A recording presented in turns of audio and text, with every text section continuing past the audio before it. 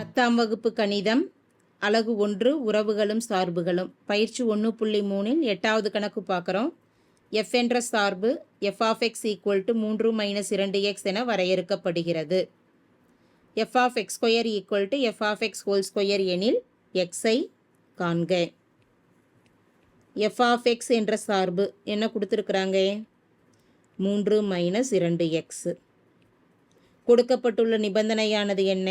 f of x square = f of x whole square எனும் பொழுது x ஐ காண்க. f of x squareங்கிறப்ப f of xங்கிற சார்புள்ள x இருக்கக்கூடிய இடத்துல என்னன்னு பிரதியிடலாம்? x square 3 - 2x square = f of xக்கு என்ன கொடுக்குறோம்? 3 - 2xன்னு எழுதிடலாம். பிராக்கெட் போட்டு பவரில் ஹோல் ஸ்கொயர். இதை சுருக்கணும். 3 - 2x square = இதை சுருக்கிறதுக்கு வலது பக்க மதிப்பில் a - b whole square அப்படிங்கிற ஃபார்முலாவை பயன்படுத்துகிறோம். a - b whole square அப்படிங்கிறதுக்கு விளக்கம் என்ன? a square - 2ab + b square. ஏக்கு பதிலாக இங்கே என்ன எண் இருக்குது? 3. இப்போ 3 ஸ்கொயர் -2 பிராக்கெட் ஏக்கு 3 பி இருக்கக்கூடிய இடத்துல என்ன இருக்குது? 2x plus B square. பிக்கு 2x ஒரு பிராக்கெட் போட்டு ஸ்கொயர் போடுவோம், இல்லாட்டி எக்ஸை மட்டும்தான் ஸ்கொயர் பண்ணுற மாதிரி அர்த்தமாயிடும். இதை சுருக்கலாம். 3 - 2x square = 3 square 3 வர்க்கப்படுத்துகிறோம். 3 × 3 9 minus 2 × 3 6 6 × 2 12x plus 2 வர்க்கப்படுத்துகிறோம். 2 square 4 x square. இந்த அனைத்து மதிப்புகளையுமே இடது பக்கமே கொண்டு வந்துடலாம். இடது பக்கம் ஏற்கனவே என்ன இருக்குது? 3 - 2x ஸ்கொயர் ப்ளஸ் 9 இங்கே வரப்போ -9 ஆகும். -12x ஆனது +12x ப்ளஸ் 4x ஸ்கொயர் ஆனது -4x ஸ்கொயர் = 0. இதை சுருக்கலாம். சுருக்கி எழுதுகிறப்ப எக்ஸில் அதிகபட்ச அடுக்கு என்ன இருக்குதோ அந்த எண்ணை முதல்ல நம்ம எழுதிடலாம். -2x ஸ்கொயர்னு இருக்குது, அடுத்து -4x ஸ்கொயர்னு இருக்குது. ரெண்டுமே ஒரே மாதிரியான குறி மைனஸில் இருக்கிறதுனால எண்களை கூட்டி மைனஸ் குறி கொடுத்துடலாம். -2 -4 அப்படிங்கிறப்ப என்ன மதிப்பு? -6 x ஸ்கொயர் எழுதிடுவோம். எக்ஸ் அப்படிங்கிற உறுப்பு ஒன்று தான் இருக்குது, ப்ளஸ் 12x. மாறிலிகள் என்னென்ன இருக்குது? 3 - 9 3 - 9 ஒன்று ப்ளஸில் இருக்குது, ஒன்று மைனஸில் இருக்குது, கழிச்சிருவோம். 9 - 3 6. பெரிய எண்ணுக்குரிய குறியை கழிக்கிறப்ப கொடுப்போம். அப்போ -6 = 0. இந்த 3 எண்களுமே எதனால் வகுபடும்? 6ஆல் வகுபடும். அதே போல் எக்ஸ் ஸ்கொயரோட கெழுவானது -6ன்னு இருக்கிறதுனால -6ஆல் இதை வகுத்தரலாம். இப்போ ஒவ்வொரு உறுப்பையும் -6ஆல் வகுக்கிறோம். -6x square by -6 plus 12x by -6 -6 by -6 = 0. 6ஆல் வகுக்கிறோம்.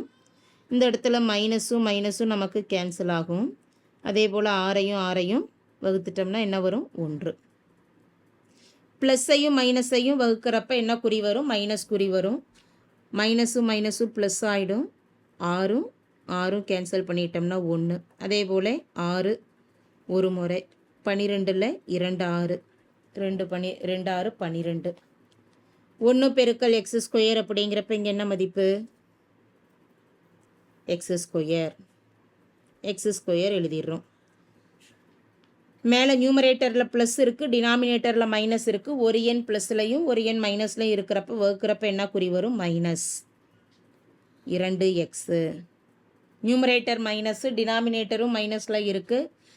ரெண்டுமே மைனஸில் இருந்ததுன்னா வகுக்கிறப்ப என்ன வரும்? +1 = 0. இது ஒரு இருபடி சமன்பாடு. இருபடி சமன்பாட்டை எப்படி காரணிப்படுத்தலாம்?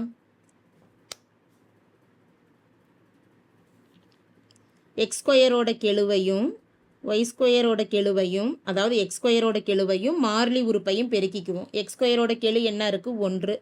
மாறிலி உறுப்பு 1. 1 பெருக்கல் 1 1. அதை இங்கே மேலே எழுதிடலாம். இந்த இடையில என்ன எழுதலாம்? எக்ஸோட கெழுவை எடுத்து எழுதிடுவோம். எக்ஸோட கெழுவாக என்ன இருக்குது? -2. அப்போ 2 எண்களை பெருக்கிறப்ப நமக்கு 1ன்னு வரணும். கூட்டுறப்ப என்ன வரணும்? -2ன்னு வரணும். அப்போ எந்த 2 எண்களை எடுக்கலாம்? -1.